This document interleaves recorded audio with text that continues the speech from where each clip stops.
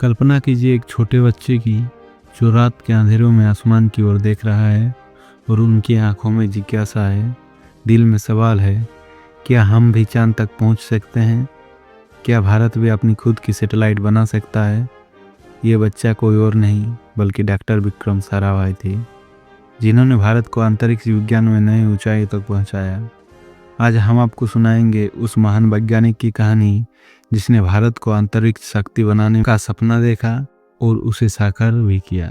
तो चलिए शुरू करते हैं। विक्रम साराभाई का जन्म 12 अगस्त 1919 को अहमदाबाद, गुजरात में हुआ था। उनका परिवार बहुत प्रतिष्ठित और शिक्षित था। उनके पिता अंबालाल साराभाई जाने माने उद्योगपति थे। परिवार के खुले और शिक्षाप्रद माहौल ने विक्रम की सोच को आकार दिया। उन्होंने अपनी प्रारंभिक शिक्षा अहमदाबाद में पूरी की और फिर कैम्ब्रिज यूनिवर्सिटी से विज्ञान की पढ़ाई की। द्वितीय विश्व युद्ध के दौरान वे भारत वापस लौटे और भारतीय विज्ञान संस्थान IISc बेंगलुरु में डॉक्टर CV रमन के मार्गदर्शन में शोध की। जब भारत आजादी की ओर बढ़ रहा था तब विक्रम साराभाई ने वैज्ञानिक सोच को आगे बढ़ाने का निर्णय लिया। 1947 में उन्होंने प्रथम फिजिकल रिसर्च लेबोरेटरी की स्थापना की, जो अंतरिक्ष और वायुमंडल विज्ञान के क्षेत्रों में भारत का पहला शोध संस्थान बना। लेकिन उनका सबसे बड़ा योगदान 1960 के दशक में आया, जब उन्होंने भारत में अंतरिक्ष कार्यक्रम की नींव रखी। उन्होंने महसूस किया कि अगर भारत को प्रगति के रास्ता में आगे बढ़ना है तो विज्ञान और तकनीक को अपनाना होगा। 1962 में भारत सरकार ने भारतीय राष्ट्रीय अंतरिक्ष अनुसंधान समिति बनाई, जिसकी अगुवाई डॉक्टर साराभाई ने की।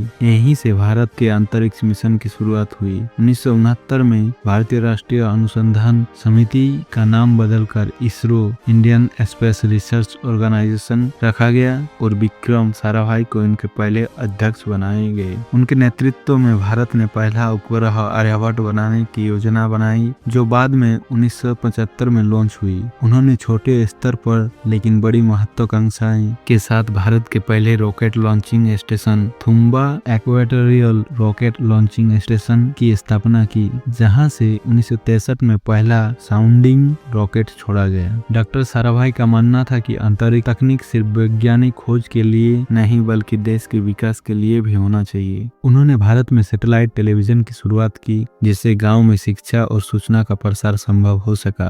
उनका सपना था कि हर भारतीय तक विज्ञान और टेक्नोलॉजी पहुंचे। 30 दिसंबर 1971 को मात्र 52 वर्ष की उम्र में इस महान वैज्ञानिक का अचानक निधन हो गया, लेकिन उनकी सोच और उनके सपने जिंदा रहे। आज इसरो दुनिया का सबसे अग्रणी अंतरिक्ष संगठनों में से एक है और यह सब विक्रम साराभाई के नींव के कारण संभव हुआ। उनका सपना चंद्रयान, मंगलयान और गंगायान जैसे उपलब्धियों के रूप में साकार हो रहा है। डॉक्टर विक्रम साराभाई हमें सिखाया कि अगर सोच ऊंची हो, संकल्प मजबूत हो और मेहनत सच्ची हो तो कोई भी सपना असंभव नहीं। अगर आपको यह वीडियो पसंद हो तो प्रोफाइल ऑफ ग्रेटनेस को सब्सक्राइब करना ना भूलें और इस वीडियो को लाइक और सब्सक्राइब और शेयर करें। आपकी क्या राय है विक्रम साराभाई के योगदान के बारे में हमें कमेंट में बताएं। जय हिंद।